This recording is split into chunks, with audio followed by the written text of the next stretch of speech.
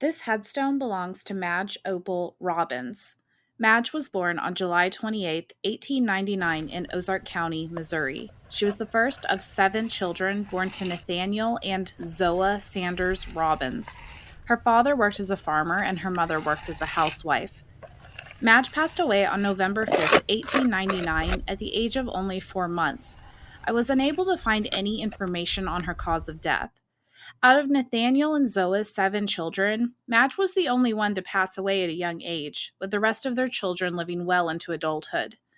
After Madge's passing, the Robbins family moved to several different townships in Missouri over the next 40 years: Boone in Wright County, Bayou in Ozark County, and High Prairie in Webster County. In the late 1940s, they settled in Springfield, Missouri, where Nathaniel and Zoa would live out the rest of their lives. They both passed away at the age of 90 and are buried in East Lawn Cemetery in Springfield, Missouri.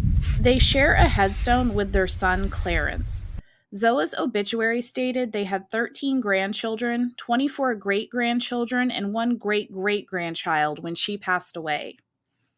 Madge is buried at Patrick Cemetery in Luna, Missouri. Madge is buried next to Zoa's parents and Zoa's siblings that passed away at young ages.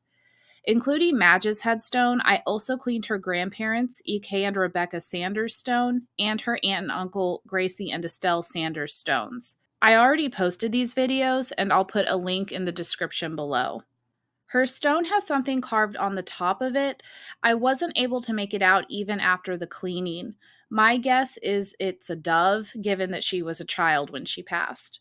Her epitaph at the bottom reads, "Weep not, father and mother, for of such is the kingdom of God." Due to Madge passing away at a young age, I didn't find any photos of her. I did find this photo of her parents, Nathaniel and Zoa Robbins, in their later years.